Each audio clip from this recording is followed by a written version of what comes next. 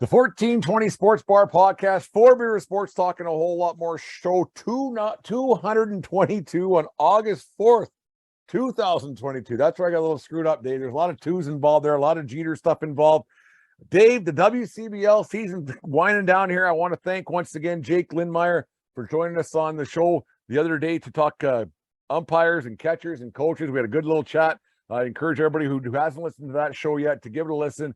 And if you have kids in baseball, it's a good listen. Or if you have whatever, it's a good listen about the ins and outs of working around the plate and how things work in the game of baseball. So once again, Jake, thank you very much for Brooks Bombers coach for joining us on the show. The Brooks Bombers actually clinched their first playoff spot in franchise history last night with a win in Sylvan Lake. So congrats to those guys. I hope I don't got to go to Brooks to do a game, but that's another story for another day. Dave, I'm going to breathe a little bit. How you doing, my friend?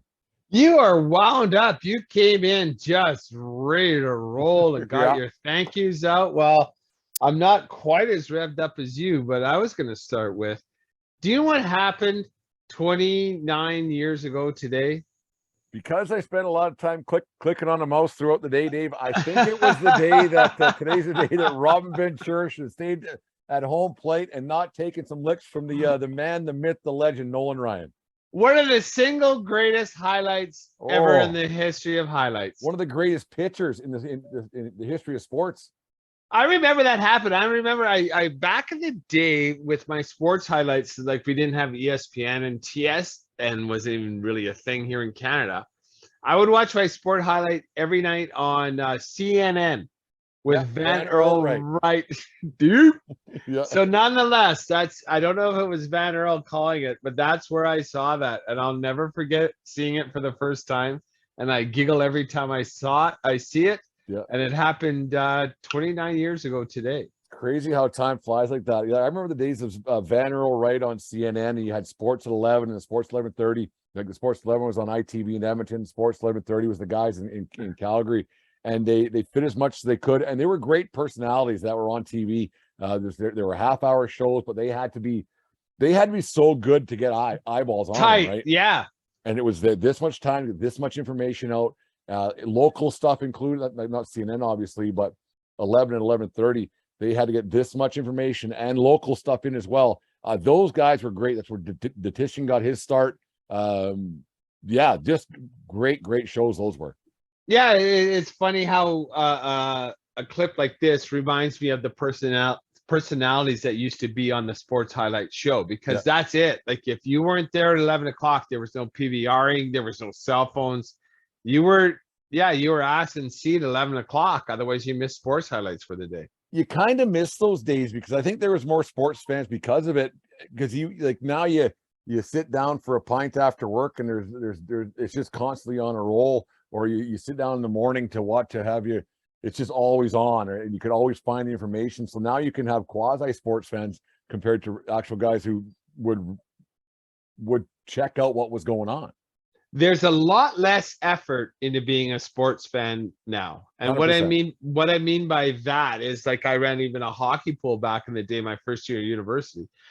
The Lethbridge Herald, like I had to comb through the fucking thing and actually jot it down, and I had a spreadsheet, and I said, forget it, I'll never do this again. I know how lucky we are.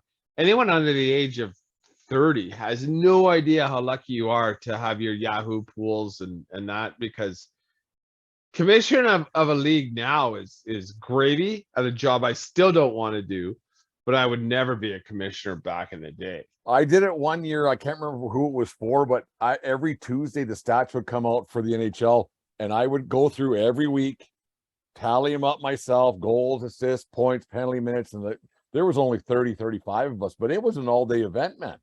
Oh, Christ. It took me hours to do this. Yeah. And screw that. Yeah, it was crazy. For nothing. Anyway, Dave, we got on a total tangent. No, it doesn't matter. No, it's good to talk about those guys. We'll find if we can get Ben Earl Wright and see what he's up to, get him on our show one day. I wonder what he's doing. He did deep over the wall in left field. He was great. That voice was great, and just that name was something you wouldn't forget the next day. He was awesome. And what an awesome tagline too. Dude. over the wall in left Yeah, field. he was awesome. He was good. Earlier on this week, Dave, I can't. The days are all melding into one. The summertime, we're the dog days of summer. We're into August the 4th. You sent me an article on the Las Vegas Golden Knights and Max Pacioretty. They traded him to the Carolina Hurricanes. He came out with, after signing there, they traded him away. He had some pretty disparaging remarks about the franchise, how there's no pressure from management. It's kind of a country club. He didn't say country club, but he didn't go as far as saying that, but he pretty much said it. I've always said that I would rather play in a if I was a hockey player, in a non-traditional hockey market, because you don't have the press. You have the warm weather, which is always a plus. I mean, who wouldn't want to play hockey in a day like today compared to when it's 40 below? But Pacioretty didn't seem to care for his time too much in Las Vegas, coming from the media hotbed, the hockey hotbed that Montreal is. Why do you think he would make those comments, and what benefit, like, what's he trying to accomplish by it? What I took from that article is that when he came to Vegas, he took it as a welcome break, because now he's out of the pressure cooker that is Montreal. And I can only imagine the pressure being there, especially them being not successful for so long, and the expectations of that market, and going to Las Vegas and having a break.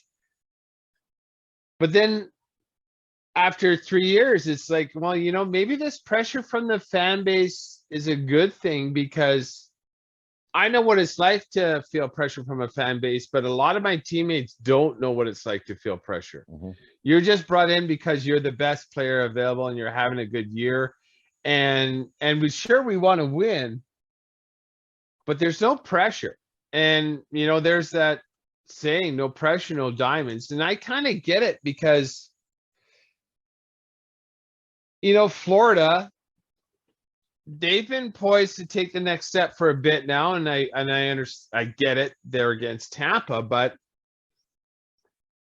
no pressure there, right? You don't have a demanding fan base, and to have a demanding fan base, I guess, is a blessing and a curse. Well, that's the one thing that kind of didn't make sense to me with what Pacioretty was saying, is that there's been zero loyalty towards coaches and players in Vegas in their 5-year history. So I think that they want to win. Maybe Vegas just didn't see him as being a part of it for some reason. Maybe he was ruffling feathers that he shouldn't have been, because they haven't shown loyalty to their coaching staff or anything up to this point. So for them to say there's no pressure, that was an odd statement for me. I agree, because the pressure, like, obviously the pressure from the owners, and just saying, like, whatever it takes, that message isn't being conveyed into the players that are being brought in. And I guess it's different, because as a player, the pressure from up top, fuck you gonna do? You're signing my checks no matter what I do. Like, Yeah. So the pressure from up top has to be culture, because I don't give a I care. I'm trying. That's it. Now pay me. Like, at the end of the day, I'm going to get my paycheck no matter what happens. But when you got that fan pressure against you, now you're being attacked by fans. Not that attack. Okay, like, so let's just push it into this Joey Gallo situation. The comments he made about his year in Dude, you in New hit York. 083 with 95 strikeouts and 28 at bats. Okay, but I know the numbers are wrong, obviously, but I was exaggerating, obviously, but it was awful. His tenure this season in New York was awful, and he's ashamed of it himself. He admits it. But should that make him afraid to walk the streets of New York? No. And that's my point, and I think that might be Pacioretty's point too. If you're playing like dog shirt in Montreal, and you walk the streets, everybody knows who you are. They know where you live, and your social media is those are the two markets with the most pressure from the fan base, I believe. Especially if you're doing terrible. It's the best The place. thing is, the thing is with, like, when you're, and I don't want to say that Vegas is a third world country or a third world spot or whatever, like, but just hear me out for a second. Like when you play junior hockey or you play in the minor leagues or whatever, and if you're the biggest fish there for a team that's new or not supposed to win, you get treated pretty well by the fan base, especially when you're an expansion team and there's a grace period. So is Vegas kind of suffering from being the players, not the organization, but the players being treated as kings of a third world country? Possibly, but it's so incomparable to a hockey city, like any Canadian city. Like, I don't care how successful Vegas remains, the players as a general rule will never be recognizable on the streets. Never. In Toronto, in Edmonton, in Calgary, you're recognizable on the streets. Like you're a celebrity. Like you're Brad Pitt walking around Hollywood, right? Like if you're the highest paid player on a Canadian team, you're going to get recognized within 30 seconds of walking out your door. So is there a plus and a minus to that, Dave? Because if you're on the plus side, me and my wife and my kids can just live in anonymity. If I sign with Vegas, Tampa, Florida, LA, Anaheim, like the Sun Belt states, Phoenix, play in a tiny mite arena. Is there a bonus that, because I'm rich beyond belief. I live in a great big city where there's 1 million tourists in and out a day, which Vegas has. Million's a big number, but there's a lot of people there throughout the day on the strip that don't care who you are because they're there to have a good time and they're going to a game regardless. And if you're coming from out of town to go to a game, you might be going to that game to see the team of the town that you came from. So is Vegas almost destined to be what they are now, just a bunch of guys who are enjoying a good time? Because yeah, they were successful their first year, the fan base is great, but is Vegas in jeopardy of being a team that the players don't really care that much? We come across this all the time. Like hockey by far. Not saying don't care, but like, if we win, we win. If we don't, that's cool too, because I'm living here. And it's in basketball, it's the same thing too, but the basketball players are making obscene money, right? Like not every NHLer can live in the ultra rich gated community. A basketball player, like any name we know, has $200 million in the bank already. Yeah. But like that doesn't happen for NHLers. No. And so I honestly think this might become a problem. And that's why a Canadian team hasn't won a cup in so long, 32 years, I believe it is now. Because the players at the end of the day, why am I going to subject myself to this much pressure when I'm only making this much money and I have a better chance of winning the cup down there than having to put up with this fucking bullshit up here. Maybe that's why. Okay, well, Dave, if you look at it right now, you go to the what's there, 7 Canadian teams. The Leafs aren't winning next year.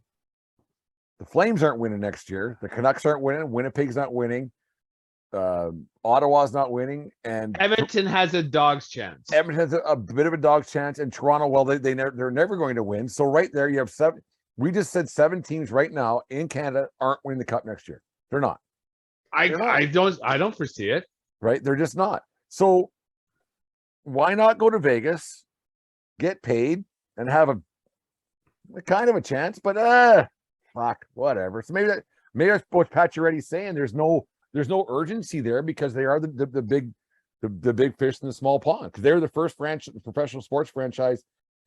Not professional because they've had minor league teams there before, but they're the first big franchise there, and the players kind of run the operation. And if you guys traded, you guys got me, I'm leading the good life here. Why not? Yeah, and like that's what he was saying. Yeah, like it's a good place to make a living. And I think that's more and more now and we've talked about it with today's NHL player.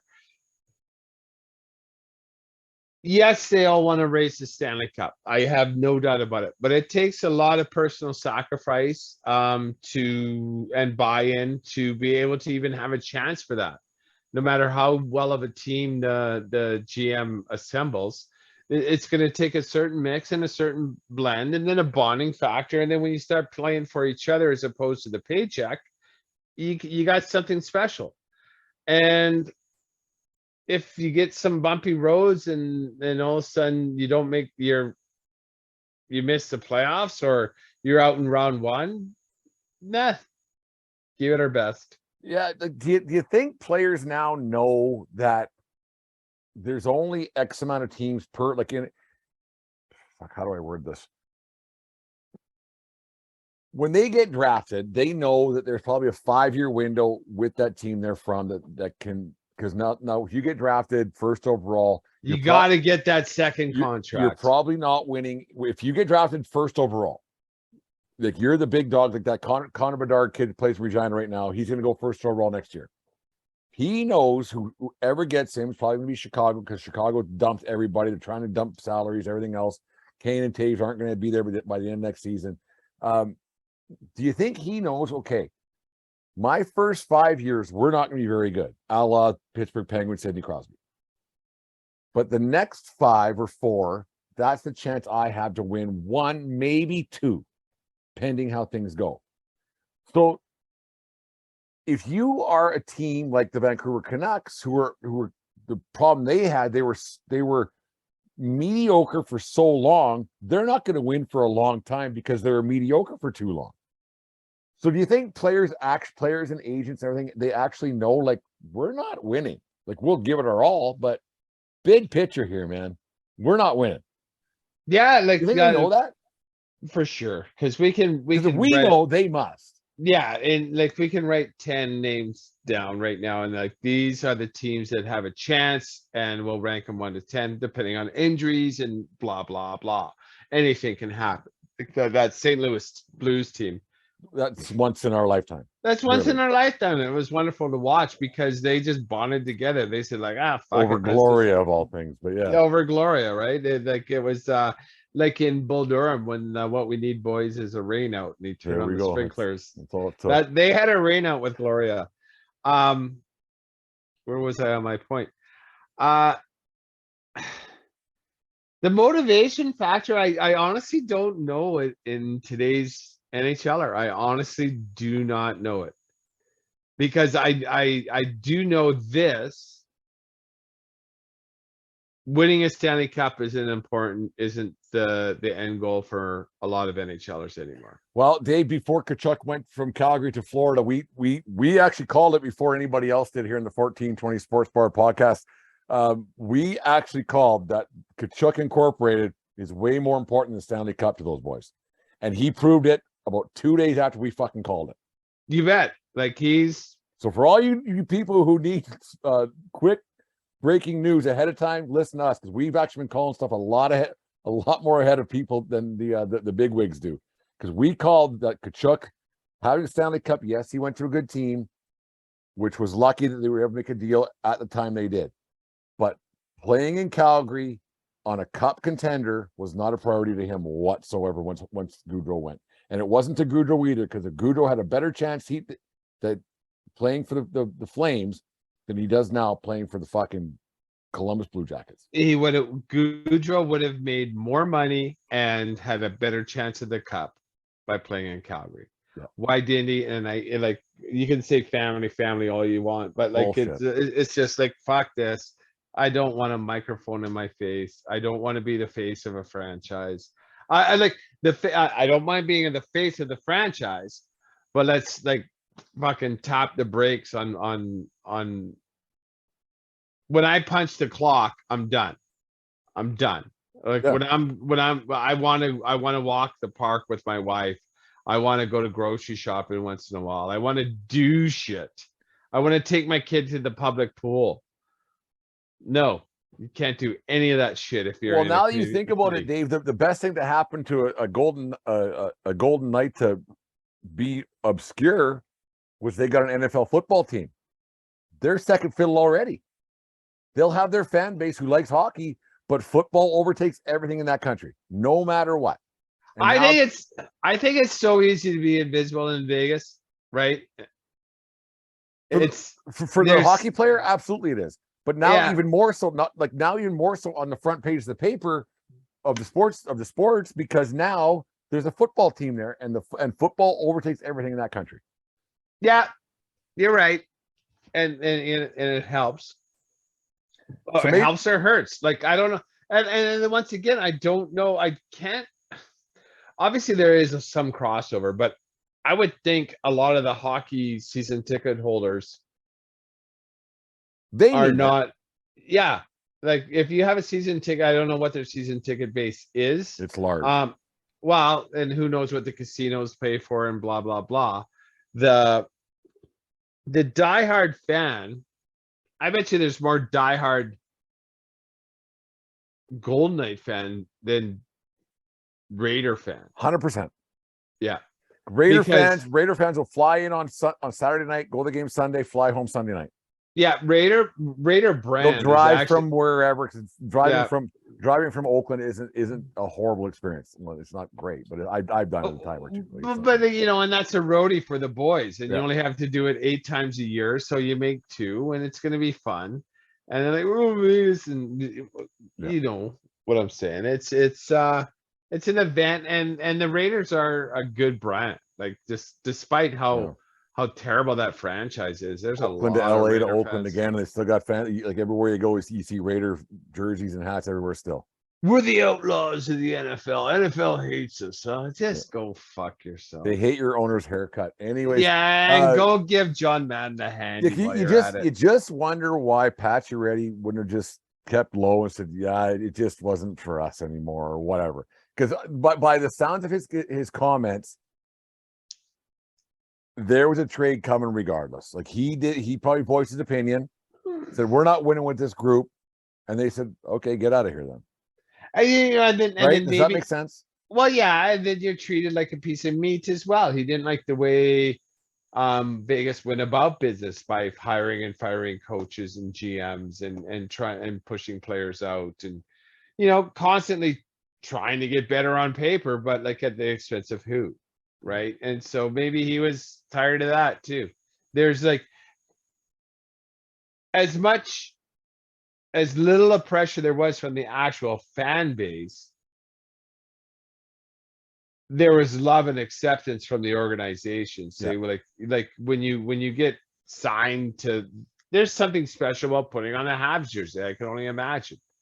Right. And same with the Leafs jersey. And when you don't have that, and you don't have the go from one extreme to the other is probably pretty tough. Yeah. And I mean, like, hey, this isn't how we do things in National Hockey League. Yeah. Compared to Montreal is the craziest on one spectrum. And then you go here and then it's just nothing. Like, so where's he going next? Who signed him? Carolina. He went to Carolina, which is bit of a hockey market, and they've had a chance to win. They've been in some Cups and things, and they have some culture. Yeah. They don't mind winning down there. No, it's interesting that he made the comments and it's the way it went. And we thought that Vegas hasn't seemed to do themselves any favors since they came in the league. It was a nice story the first year, but since then they haven't made a lot of friends. Yeah, that's not just in the hockey world, like inside, but the outside world, like me and you and the outside fans, the inside fans, like that Vegas team, they're a slimy bunch of fucks. Oh yeah, 1420 Dave ain't a fan. Like, Vegas can go fuck themselves. Like, I'll cheer for Colorado anytime in that division. Interesting. Anyways, the 1420 Sports Podcast brought to you by SeatGeek and SeatGeek.com. Save yourself $20 on the first your first roundup sign up there, and gets yourself some free parking. Free parking. When we're going to Denver, we're so goddamn close. So it's going to be all beer money. I'm sorry, Uber. I'm sorry, taxi guys, but I'm going to see you at the Mile High. Yeah, we're using subways. We're not Uber or nothing when we're in New York City. We're not trying even to pretend to drive anywhere around there. So 800 meters to the gates from our hotels. Perfect. Done deal. Yeah, the where we're staying in New York, it's quick, easy, half an hour subway ride, then we're in the Bronx, so it'll be good. 1420 Sports Bar Podcast, 4 beer with sports talk and a whole lot more. 1420 Sports Bar Podcast, 4 beer with sports talk and a whole lot more. Brought to you by FansEdge and FansEdge.com. Dave, now that the Major League trade deadline is done, a lot of teams did nothing. The Toronto Blue Jays didn't do a whole bunch to the deadline to improve themselves. They're on a pretty good run right now. They're 10.5 behind my New York Yankees. They are probably going to be okay for a playoff spot, but there's a lot of teams that dealt some guys and basically are mailing it in the rest of the season. Man, you get a dog these this summer and your team's not in it, playing out the string, whether you're a fan, you're a player who's a middle of a contract in his second or third year with a couple to go. It's got to be tough night in, night out, playing for absolutely fuck all. As an athlete, as a fan, it could just be crushing, but excuse me, especially if you had high hopes for the season going in, because I'm not saying your fate is sealed, but you got a really good idea. Going to the game, you're now just going to the game. Your expectations are low. As a player, if you're under the age of 30, you're playing for that next contract. So I honestly think in baseball, more than any other sport, they're really trying hard. But if you have a contract already and you're in year 2 of a 5-year deal and you're like, oh, fuck me, what am I doing here? Like, it can't be like, yeah, you're obviously, to be an athlete at that level, you got to be ultra competitive and good. But there's got to be nights you're like, I can mail it in and no one's going to care. Or no. I don't think so. Because maybe in the field you can get caught being a little bit lackadaisical. At the plate, you got to be focused, and yeah, I guess, because if you're not laser focused, then you're not going to be successful. Like, you can still walk into one, a good hitter's a good hitter, but now if you're not laser focused, you're not going to produce anywhere near what you're paid to do. But to what end? Yeah, like, we're not winning if I go 4 for 4 or 1 for 4 or 0 for 4. It doesn't much matter at this point. If we lose a game, like we're because they're about 112 in right now. If we go 20-20 the last 40 games, it ain't going to change what I get paid. I don't think Ohtani's taking his foot off the gas. Did you see that stat tonight? The Angels hit 7 solo home runs and lost 8-7. Jesus Christ. That's one of the greatest stats I will ever. Like, tomorrow I'll peruse the old interweb there and find out, do kids call the internet? What do kids call it? Because I still call it internet. I'm old. Use your data is what my kid yells to me on my phone. Like, just ask Safari or ask Siri. Like, that's like, I don't even think they know what www means. I still call it the internet. I was surfing the internet. Jesus, yeah, the internet. Yeah, whatever. No, I'll see that's more like what's the biggest number of solo home runs? That's got to be a major league record. 7 solo home runs and lose a game 8-7. Like, if they would have produced 2 walks somewhere in there, they win the game. Just get a goddamn base runner. Like, that just shows you find a way. Just terrible. Just terrible. And maybe shit luck, but like, I don't. Ohtani's not mailing it in, but he's the brand, and he's so good. God, that guy is good. Yeah, he's really good. But someone like who else? Like, who's mailing it in now? The Cubs, the Royals, the Marlins, the Pirates, man, Colorado and Arizona. Yeah, Baltimore probably is now, because they got rid of Trey Mancini, and they're close, but they weren't going to be close enough, because they were only two games out of a wild card spot at the trade deadline, and they're having a good season in Orioles. I'm so proud of the Orioles. And really, like, I hate their owner, but I like that franchise. I like their fan base. I like their barn. I want to go to that. That's one park I got to go to before I meet my maker. I'm still a few years away from that, hopefully, but that's one park I really want to go to. And and good for Oilers fans. Like, it's a historic franchise that's had success in the past. It's been a long time, but good for them. And then it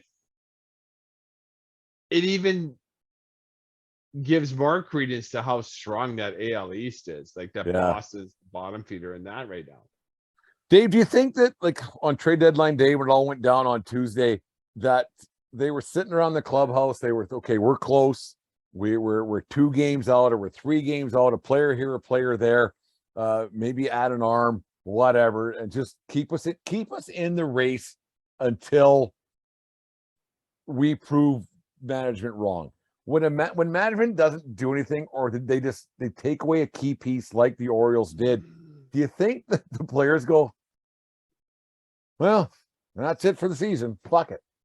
Or what's next? Or what? Like, what would be the mood, you think, in a dressing room when a team thinks they're right about there and they got a bunch of grinders who are playing pretty good, and management goes, we're not close. We're not catching these guys. We're not catching these guys. The two playoff gates we might get isn't worth us getting rid of our prospects. And question number 2, Dave, when did every player become a prospect? They're not prospects. They're hat fillers. Most of these guys who play in the minor leagues are hat fillers, because you have your really good guys. Well, you have your next stars. You have your really good guys, and then hat fillers. And that's the minor leagues is. Why is everybody a fucking prospect now? And you read that too anytime, like, when you read on the acquire blah blah blah blah blah blah. Number 2 product in the system, 57 overall. Number 6 prospect in this system, number 125 overall. Like, you actually read that. Yeah. Who the fuck is this? Like really? Like you say, it's just hat fillers. Because as you were saying that, I was trying to think of something that I would like to know. Like, when the Jays traded Roy Halladay to the Phillies, I remember they got the Drabex kid as a pitcher, who was the number 1 prospect, number 4 overall as pitching prospects. I haven't heard his name since that fucking trade. Yeah. I would really like to know, from the Doc Holliday trade, to, like, how many players resulted of being roster players for the Jays that year. They're like right now, because I would think that was 10 years ago. There's got to be names someone playing somewhere, but there how many, like, every year there isn't that many rookie of the year candidates. No, right? So all these guys, and like, I follow teams, I don't follow players. I follow standings, I don't follow players. I watch games, I don't care who's playing. That's me. Like, if there's a name that comes up, there's a great player, great, and you catch on to it. I'm a huge fan of the game, but I'm a fan of the game. I'm not a fan of players unless something catches your mind. All these prospects who get traded for, yes, there's people who follow it way more than I do. They know this guy's stats playing in Double-A Wichita, the Tri-County Pigeon Munchers, like you said a few months ago. There's these guys. Who are they? You aren't anything. The Yankees got the 15th ranked pitcher in the Dodgers organization for Joey Gallo. So the 15th ranked pitcher might have been player. Who cares? Who cares? So where would he have been playing this year? Double-A? I have no idea. Well, like 15 to the AAA team has, you've got to think, 9 arms. Yeah. And then the Double-A, like, he might even be in Single A or rookie ball, because he has a lively. But there's a very good chance he's going to get Tommy John. Yeah, or he might not be good. Like, it's just, you throw enough mud at the wall, some of it's going to stick, some of it's going to fall to the ground, and one of these times it's going to stick. You see it all the time in baseball. Like, obviously the blue chippers are blue chippers, and either they succeed. They play Tears and Myers, and they're in the big leagues. or you flame out, or even you just come right up, like, or your Bryce Harpers, Yeah. right? Like, and Trouts, like those, and Jeter was only 20 when he started in Yeah, the he was 2 years in the Yankees. minors, and he had some a really bad first year. I heard something good the other day. Steve Phillips, he's on the radio here in on TSN all the time, with TSN Radio in Toronto. He made a valid point that is kind of what I'm getting at. Prospects will get GMs fired because either you hold on to him for too long because he's supposed to be somebody else, and you don't want to get a guy, or you rely on a prospect who's supposed to be good and he turns out for shit. Prospects will get GMs fired. Like, and it's that simple, man. Like, you can see something in an 18-year-old kid, and all of a sudden he's 23. Like, oh fuck, we could have traded him for some assets, and we blew it. And we held on to him and held on to him and held on to him. We didn't get anything for him. Or you don't trade for a prospect. Like, prospects get GMs fired all the time, all the time, And also in too, every sport. and if they're late bloomers, like another team, the GM gets fired, but they're tied to that prospect for 2 more years, and then he explodes, right? And now that's one of the best trades ever. Like, thank God we got this guy in our system. That is the one thing, Dave, that I do like about football in comparison. Like, football, out of the, like, I'm a hockey, I'm a baseball guy, then I'm a hockey guy, then I'm a football guy, and basketball is way down there. The one thing I do like about football is you don't really have prospects. No, when you get drafted, you're playing, or when you sign as a free agent out of college, you're playing. Because if you're, we have this many spots, and we have this many, and you're here for 2 years. And if you're no good, get the fuck out of here. right. It's Like, that when we're drafting you in the first round, you're expected to you're contribute. playing. You bet. Yeah, that is. It's immediate results, or you can fuck right We're off. not saying to the CFL for some grooming. We're not saying it down to the whatever 1,000 leagues they got going on there down there now. I saw the USFL, whatever it is, the XFL. When you're getting drafted in the first 3 rounds of the National Football League draft, You're expected to play. you're playing. There's no getting around that. So that's one thing that NFL scouts in general have it a lot easier than hockey scouts do, and baseball scouts, in my opinion. And which makes sense as well. Like, you're not even allowed to enter the NFL draft until after 3 years of college. You have to play 3 years of college, because a 19-year-old would just get fucking killed by those animals in the NFL. I don't care how physically gifted you are. Someone is faster, stronger, and wants to rip your head off. Do you think it's not easy, because otherwise everyone would do it, like have podcasts, but do you think it would be easier to be a NFL scout than it would be to be a scout of the other teams? Because an NFL scout, we need to fill this spot now. We have 11 positions on defense and offense. We need to fill this spot now. Roethlisberger retires, fill this spot. This guy's out, fill this spot. Do you think it's easier? I do believe so. Finding diamonds in the rough would be the hard part, but like that's the hard part in any sport. But I don't even think you need a scouting department. The NFL does it for you. Like, an ESPN does it for you. That's true. You got fucking game tape on everybody everywhere all the time. Like, you can drop any play of anything, and like, what do we think of this? What do we think of this? Like, your scouting department doesn't have any travel budget, because everything. Then they actually bring him to the combine and say, "Here's what we got. Here's what we got." Exactly. And then, okay, let's go there. Let's meet him. Let's see him work out. If I was an NFL like a draftee, I would give the combine a big middle finger. Yeah, I might trip, I might slow down, I might have a bad night, Yeah, whatever. exactly. Watch my tapes. Here's my highlights. Go fuck yourself. You've seen every single play I've made in the last 4 years. For 4 years, plus high school usually. If the kids really good, they're falling out of high school. Yeah, go fuck yourself. I'm not coming to the combine. That's a TV. That's made for TV, that combine. Exactly. That's all like it is. It's under those ESPN kids, production, whatever, blah, blah, blah. whatever. Like, yeah, just like I need 20 grand. I want to bring my family and a hotel, please. Well, we don't do that. Okay, I won't come to the combine. I'm not coming then. Whatever. Go fuck yourself. I need to watch. Yeah. I've already quit school, so you have to do something for me. Yeah, and we're watching these kids do the 40-yard dash and the vertical jump and stuff like that. If we were reporters and not just bullshitters, it would be interesting to find out what actually goes on between when a kid declares for the draft and to the combine and to the draft, the amount of money that gets exchanged to these fucking guys, because all of a sudden they got a brand new $10,000 suit, earrings, gold, like it's like agents everywhere blowing each other. Okay, what happened here? Fuck off. Like I know Alabama pays well, but not that well. Yeah, exactly. I signed it. NIL thing didn't happen that well for you.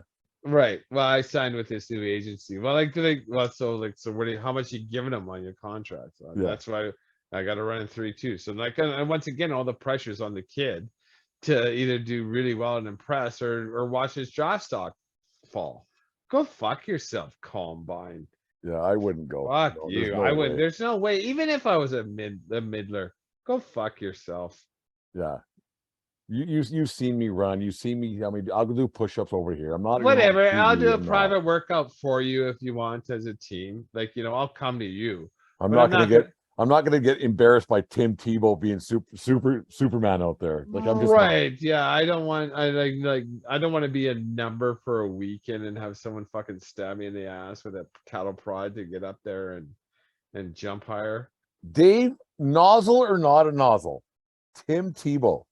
Total nozzle. Go fuck yourself, Tim Tebow.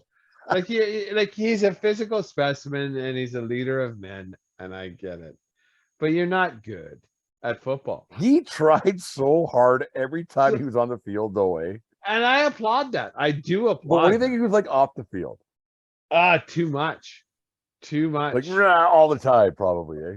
Yeah, and let's pray, and no, we're not gonna pray. And yeah, and hey, you coming over to Applebee's afterwards? No, I have some fucking mission work to do. And okay, cool. Applebee's.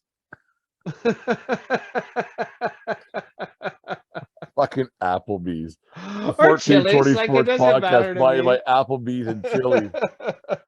Get your 2-for-1 nacho special on Tuesdays. No, I can't imagine Tim Tebow and I having. He wouldn't have been fun. I don't think he would have got along with the 1420 crew at all. Oh no, polar opposites. Yeah, there's no doubt. Polar opposites. Yeah, funny. No, it's funny how it's just most things don't even matter in sports. These guys make so much money, and I hate to harp on the money they make, but it's got to a point, Dave. And even free agencies change. You have no allegiance to your team. Like you play as hard as you can, but how much are you putting in? Like when it's all said and done, the guys who play for the Montreal Canadiens for 20 years and they won 8 cups, not 20 years, but you know what I mean. They had allegiance. The Oilers teams, they had allegiance to their team. Now you change teams and you play with guys so often, and different guys go from different organizations, and they grow up playing these summer leagues and these combines and everything else. The competitive thing isn't there as much, especially when it gets to this point in the season in baseball, and they get midpoint in hockey, and then by week 4 in the NFL season, you're like, well, there's another season gone for shit. Pay me, I'm out. Exactly. I think all these players in every single sport do want to win the ultimate prize. I think they want to make the playoffs. But when you get to that point where you're trying your hardest, and then all of a sudden there's no way we're going to do this. You're trying for the ultimate prize now becomes unattainable for this year. So you start going through motions, and then we see teams do this, specific, like most often in the NHL and the NFL. You go through a couple, 2-3 games, and all of a sudden, like, Jesus Christ, we're embarrassing ourselves, and then you start playing for pride, which is a nice thing to see. So you know that the team still has it, or you start playing for jobs. Right? There's a couple players on those teams that are free agents that don't know where they're going to play next year. And so when you start playing for pride and jobs, at least you can be that upset special. And they're playing for jobs elsewhere. Just a job, right? Yeah. So it's playing out the stretch. It sucks. It sucks. When I played soccer for the Pronghorns here in Lethbridge, we were out of the playoffs consistently, and it sucks. It does suck, but then you have to start playing for pride. You could still lose, but you can put in a good effort, because when pride leads a team, it's not fun for anybody. This just in, breaking news from TSN, Jonathan Huberdeau, 8 years, $84 million for the Calgary Flames. They convinced him. He got Goudreau's money. Someone's going to get it. And that Why just not? that just goes to show how little Kachuk wanted to stay there, because he would have got that same contract. Yeah, But no tax in Florida. no taxes in Florida, and I get it. But at the end of the day, like, what's that $1.5 million gonna do for you, right? You'll be okay. You're gonna do your thing, and you're You'll gonna be be okay. And Huberdeau's a Canadian, and maybe Treliving wanted to max him out before he realized that playing in the Canadian market ain't all fucking wine and cheese. Yeah. You get the fucking the snowstorm and then a Chinook the next day and the wind's humming and oh god, no thanks. Anyways, the 1420 Sports Bar Podcast, 4 beer sports talk and a whole lot more. The 1420 Sports Bar Challenge or Sports Bar Podcast. We started this thing a while ago. The Nut Up Challenge brought to you by Manscaped. Dave, the first week, your pick was Kurt Gibson and mine was Matt Leinart. You won that one by a landslide. Last week, it's actually been really close. We're over 100 votes so far, 125 votes, I think it is, for the South Zone Regional, the first South Zone region. I took the kick 6 from Auburn in 2013, I believe it was. You took the Sonny Liston. I should have said Muhammad. I worded it wrong when I put it up on the screen, because there's a lot of people don't know who Cassius Clay is, which is odd.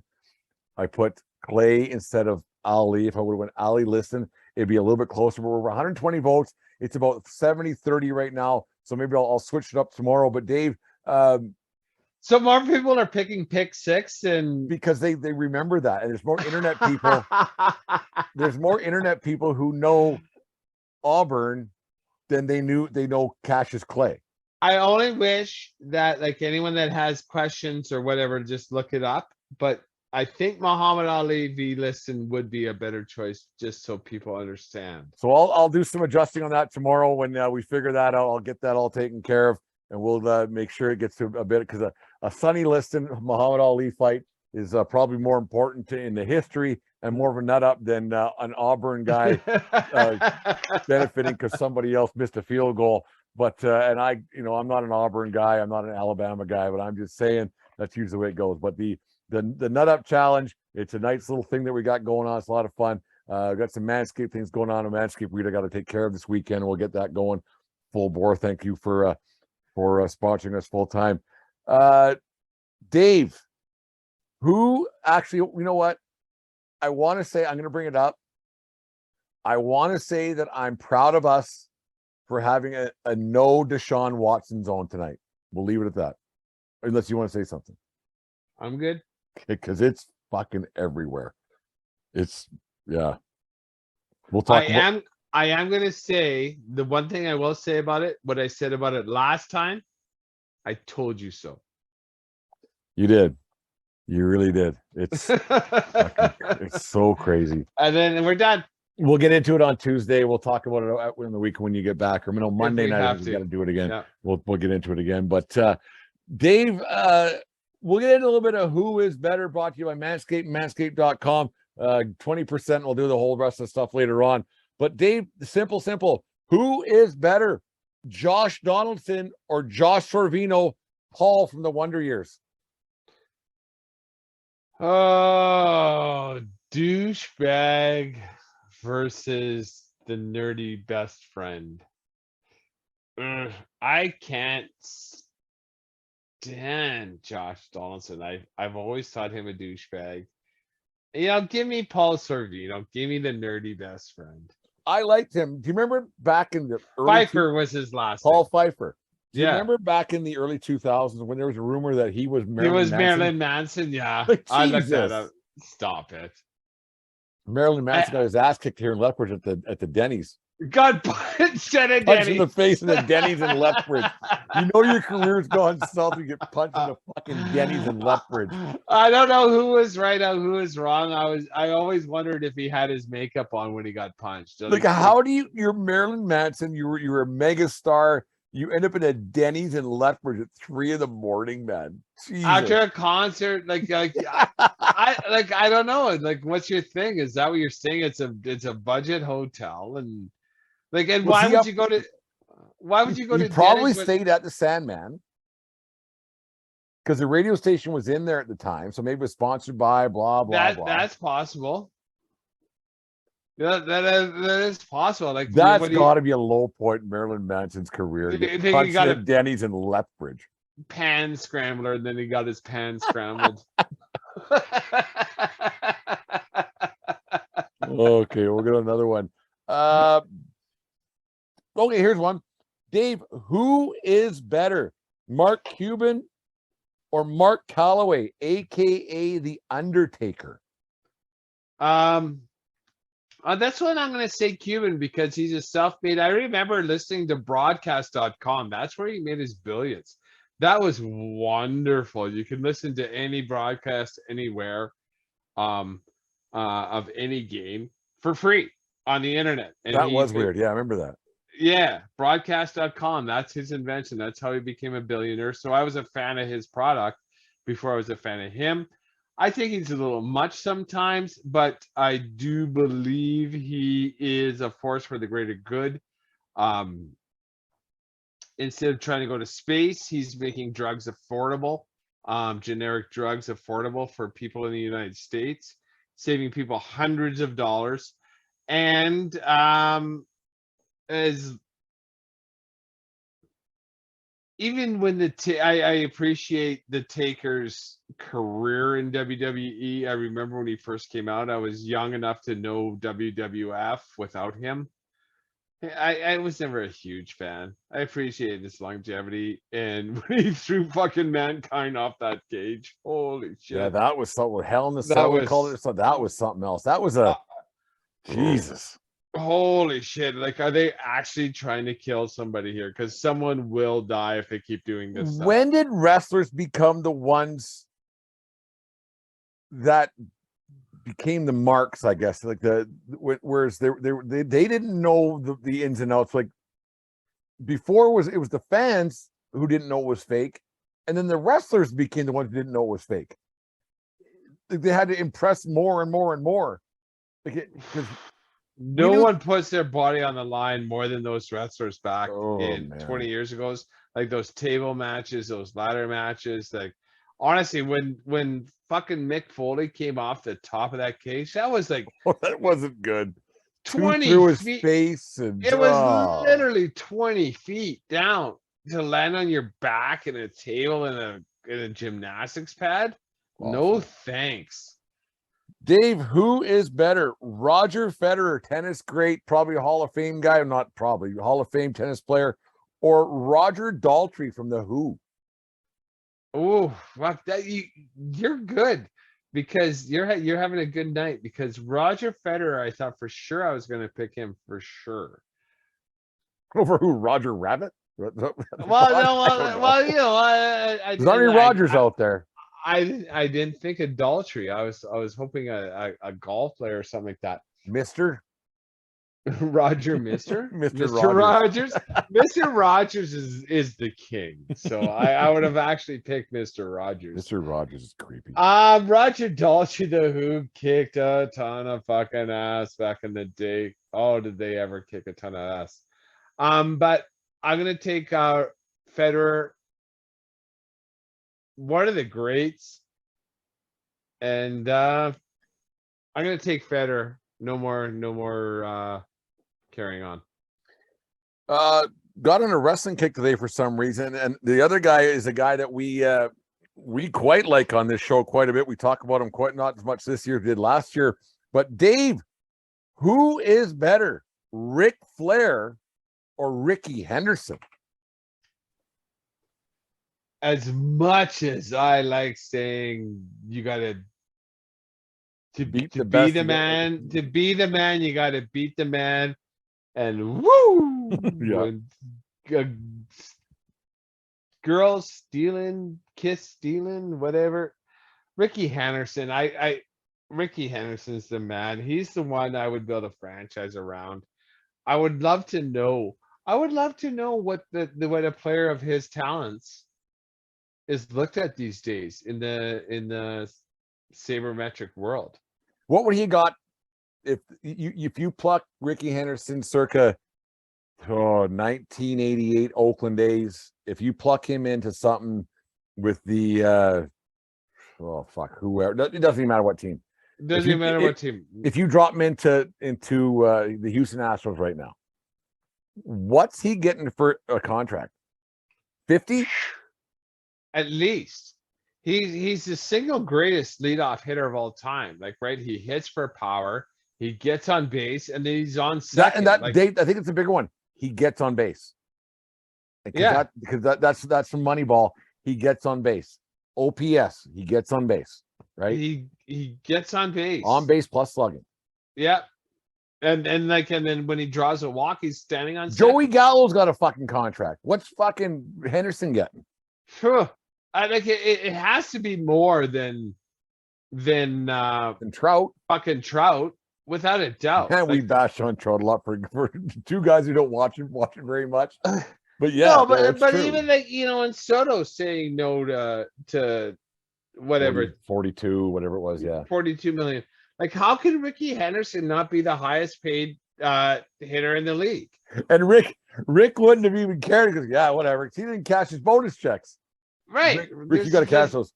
Oh, okay. Okay. I'll get around to it.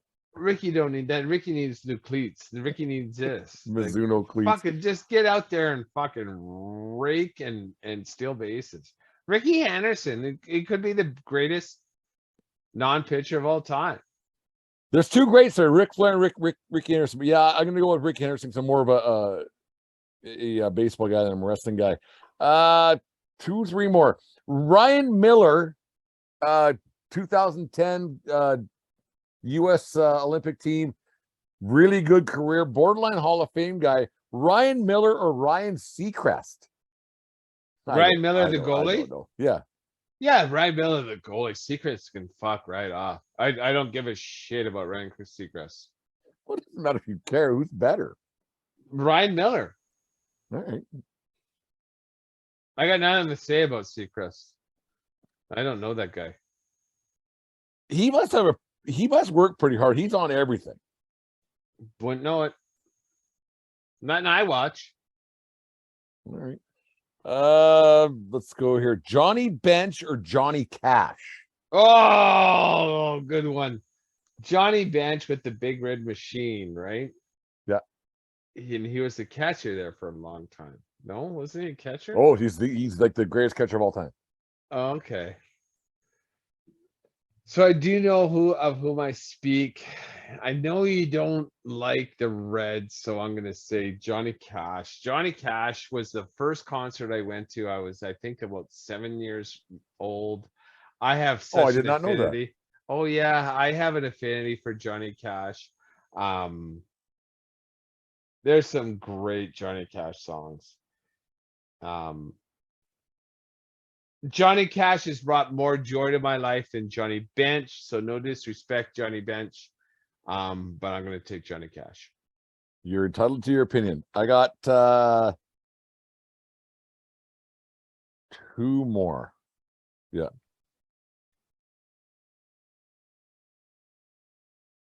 Yeah. Bernie Nichols or Bernie Sanders? Bernie Nichols has got a little more winning. Bernie Nichols. Pumper Nickel. He had 100-point season. Like, Yeah. it's like I think he had a 150-point season. Like, he was a 50-plus goal guy. He fucking raked with the LA Kings when Gretzky got there. And then he was a difference maker with the New Jersey Devils as well. The year called guaranteed victory in game 6 and 7 for the Rangers against for the yeah, Rangers. Yeah. Bernie Nichols was with the Rangers at that time, and he was really successful there. Bernie Sanders, we're talking about the senator from Vermont here, aren't we? yeah, the guy with the Oh, creepy okay. picture. Yeah, At the inauguration, his gloves on and when he the had lawn his chair mitts or on. whatever. You know what? I am gonna take on this one. This one's a tough one. I'm gonna take Bernie Sanders because I believe he's fighting the good fight with no chance of winning. There you go. I agree. I was like, I like Bernie Nichols as a player, but I hope that just for a little bit of credibility, Bernie Sanders is viewed a little bit better in the 1420 Sports Bar podcast eyes than Bernie Nichols. Bernie is. Nichols. Anyways, last one, Dave. Every broadcaster in the world that done any sport or Vin Scully, the late great Vin Scully. Who's done more sports? No, is it okay? Who is better?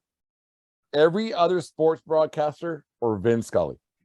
I'm gonna tell a story. When I found out that Mr. Scully passed away yesterday. Was it yesterday or the day before? It's so important. Tuesday night. Obviously, my Twitter machine was blown up by my followings about different things, and I saved everyone. And then when I went to bed last night, I listened to everyone because his voice, his way of narrating what's going on in front of him on the sports field is like no other could do. And when I mentioned to Katie this morning that Vin Scully had passed, she said, "Who's he?" I go, "He was the announcer for the Dodgers forever." And then I played her a clip. She goes, "I know that voice." Yep. Because her dad's a Dodgers fan. Yes. And she goes, I've heard that voice so many times. And what a legacy for Vin Scully to leave to us as sports fans, that when you hear his voice, it's relaxing. I know no other, like we talk about NFL announcers and how I'll turn games off when certain people are announcing games if I'm not interested, if I don't have any skin in the game. Vin Scully, I can listen to him read the phone book. He had such a cadence, a way of class, A kindness.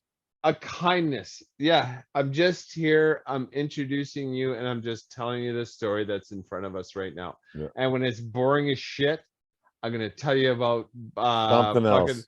I'm gonna tell you about Baumgartner and his wife killing a snake, right? And yeah, there was one game, Dave. I listened to him, and he out of nowhere he started talking to this obviously because he was in Brooklyn before he went over to LA when the Dodgers moved over in 1958, where he went ice skating. He called it with Jackie Robinson. And there was a picture of that. He was such a great storyteller, and Vin Scully was the kind of guy you could put a Dodger game on a Sunday afternoon when you're prepping to barbecue up, and just turn it up a little bit if you weren't in front of your TV, and you could just listen to the game, and it was always great. That man, I don't know how many games over the years I listened to him, watched, and everything else. He was so great. And it's not so much the big moments, because the big moments are the big moments. Yes, he made some of them better, but it was the Wednesday night games that he was so good at, that got your attention. He was so great. He was the immaculate host. Yeah. He welcomed you to his ball game, and he let you. He painted pictures with it. Yeah. His voice and his cadence, and he was like the friendly giant, right? Remember that fucking show? But now with baseball. Now Rusty the Rooster, and who was Jerome the Giraffe, but now it's 162 games a year, and you're just excited to welcome to Dodger broadcast. Yeah, no, he was so great. He was a gift to every sports fan. He hasn't been on the air for 4 years, 5 years now, whatever it's been. But even though he passed away, all this stuff's been coming out the last few days, and it's been fun listening to. It's great. Vin, We'll miss you, even though you haven't been on the air for a few years. We'll miss you all over the sports world, but we'll always have YouTube and everything else to listen to it because he was the best. And there's, like you said, you listen to read a phone book, and it would be perfect. He was an absolute gift to the sports fan. Yeah. So who was better, Vin Scully over the field on that one? So, anyways, on that note, we'll leave it there. Not a somber note, but a great note because we were lucky enough in our lifetime to be able to listen to that man for a lot of years, man. The only job he ever had was the broadcast for the Dodgers. That's a good gig. 67 years. Jesus. Calling Dodger games. What a gig. Holy that's a gig. I don't know, and I have no idea. What do you think the negotiations were like? I'm not throwing shade on the Dodgers or Scully, because I don't think it would have been an awful conversation, because Scully often said he needed the fans more than the fans needed him, which I don't believe is true. Well, it kind of is, because the game goes on. Yeah. Like it is now. But what do you think the negotiations were like, and what do you think he made a year? Because I have no idea. I haven't looked it up. I'm not a snake when it comes to that kind of stuff, because he's such a great man. I don't want to know if he was getting screwed or he was screwing them. I don't want to know. I have no idea either. But then, like, over the course of 67 years, clearly he has worked for probably 4 to 5 different media companies, right? Owners and everything else. And, yeah. Right. Like, and is he in the employ of the Dodgers or the employ, or like, just like, so after 40 years, did the Dodgers say, I don't care who gets our local media rights, This guy's part of it.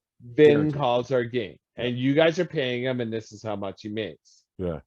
So I really would, I don't want to. 81 games, 81 home dates. He didn't travel the last few years. He stayed in California. He would do the California games. He wouldn't go anywhere else. Yeah, like, so his last game ever I watched, it was actually with the San Fran, right? Yeah. Yeah. Would it be $1 million a year? I have no idea. And I don't even want to guess, because it looked to me, and from hearing him talk, he lived a blessed life, and it doesn't matter to me how much he made, and whatever. I could only imagine he probably could have done those last 20 years of Dodger games for free with his personal appearance fees if he chose. Yeah, that's true. No, right. Vin was the best. I mean, we kind of dragged this on a little bit, but Vin was so great, day in, day out. You turn it on because here, like, I'd watch the 5 o'clock Yankee game or the Jays game or whatever, and then the 8 o'clock. You put the Dodger game on and just listen to the sweet sounds of Vin Scully every night. It was a joy to listen to. Thank you, Vin, for all the years that you blessed the airwaves and everything you did for the game of baseball, because you're I think the greatest Dodger ever.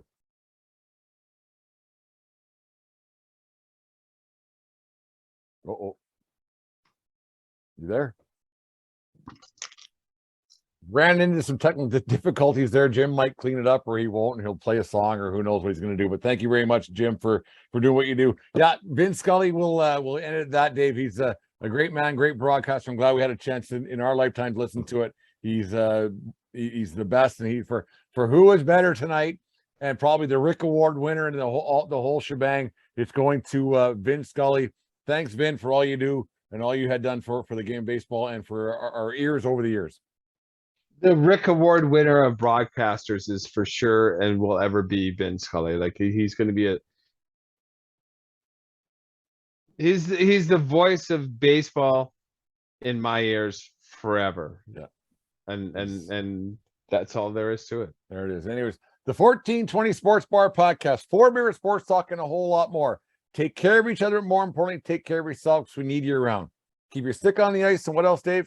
No swinging at high pitches, Jim, or Dave, sorry. When people hear this, I will be a year older. Oh my God. Like, you're almost 48 tomorrow.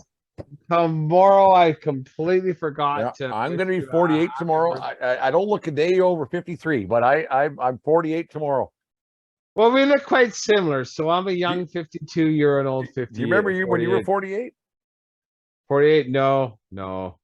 48. That's just another day. It's another number in the fucking It's calendar, just man. another name in the calendar. Like even my 50, I didn't care. And my wife threw me a surprise birthday party, which I wasn't excited about, but it was a very low key event. And Yeah, so all right. I appreciated her efforts. I really did. There you go. And I believe you were there, weren't you? Yes. Yes. It's whatever. Well, see, so you know how I deal Yeah, with it. So Deanne wants that's to how do you. something tomorrow. And whatever.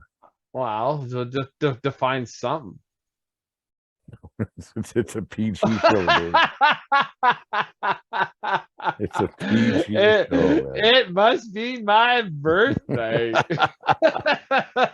She took the day off for some reason. I'm gonna be tired, man. I don't know what's going on there, but anyway, 1420 podcast. Four viewers, sports talking a whole lot more. We'll talk to you guys again on Monday night. Have a good On night, Monday folks. when Brent is old and losing his hair. Old and tired. There you go. Bye bye.